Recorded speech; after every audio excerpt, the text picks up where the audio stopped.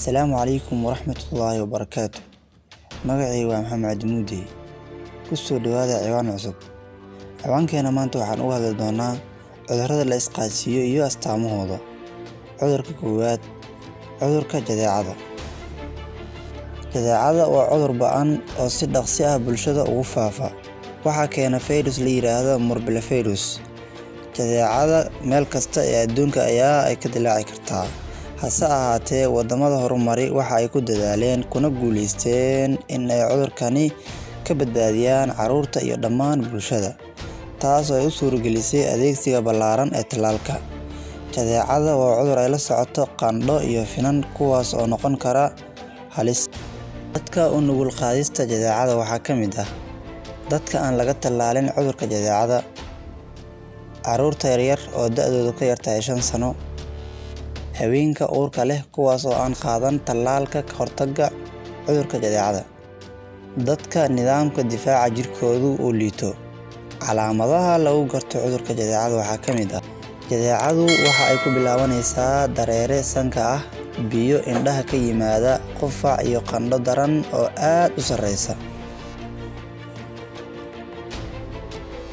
Kadib 2 ilaa 4 maalmood waxaa soo muuqanaya finan guduud ah oo caadi ahaan ku bilowda wejiga kuna faafa jirka hoose, kadibna garbaha iyo lugaha. Finanku badanaa waxa ay sii joogayaan 4 ilaa 7 maalmood.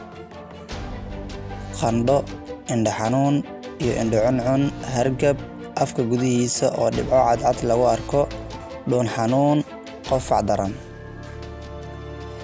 Sida uu ku faafo cudurka jadeecada. Cudurka jadeecada waxa uu ka mid yahay cudurrada ugu dhaqsiyaha badan ee kana mid yahay kuwa ugu dhimashada badan ee ku reeba waxyeello culus bulshada. Cudurka jadeecada waxaa loo kala qaadaa iyada oo la isugu gudbinayo hawada. Qofka jadeecada qaba waxa uu fayraska bulshada ugu gudbiyaa marka uu hadlayo, qoslayo, hindhisayo ama qufacayo. Qofka qaba jadeecada waxa uu fayraska toos ugu faafin karaa waxyaabaha uu ku qufaco ama ku hindhiso, kadibna fayraska waxa uu ku noolaanayaa hawada ilaa iyo 2 saacadood. Habka jadeecada looga hortagi karo. Jadeecada waxaa looga hortagi karaa qaadashada tallaalka MMR, kaas oo loo soo gaabiyey Measles, Mumps, Rubella. Waxa uu kulminayaa tallaalka jadeecada oo ay la jiraan tallaalada loogu talagalay qaamoqashiirka iyo jadeecada Jarmalka. Dadka qaba jadeecada waxaa khasab ah inay ka fogaadaan xiriirka ay la yeeshaan dadka kale, oo ay ka fogaadaan meelaha dadweynuhu ku kulmaan, ilaa ugu yaraan 4 maalmood tan iyo intii finku u soo baxay. Dadka laga helo jadeecada ama u malaynayo in ay qabaan waxaa khasab ah in ay joogaan guriga, ka fogaadaan meelaha dadweynaha oo ay dhaqso ula xiriiraan xarunta caafimaad ee ugu dhow. Daaweynta cudurka jadeecada. Ma jirto daawo u khaas ah cudurka jadeecada, hase ahaatee waxaa laga maarmaan noqon karta isticmaalka antibiyootiko goorta ay soo ifbaxaan dhibaatooyinka la xiriira jadeecada.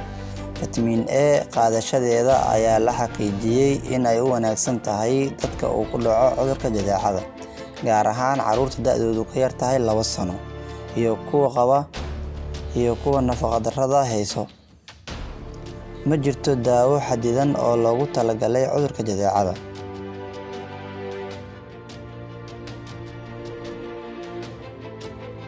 Fadlan haddii aad ka heshay waxna aad ka faa'iiday ciwaankan, fadlan like saar, subscribe ugu yaraana 1 qof gaarsii.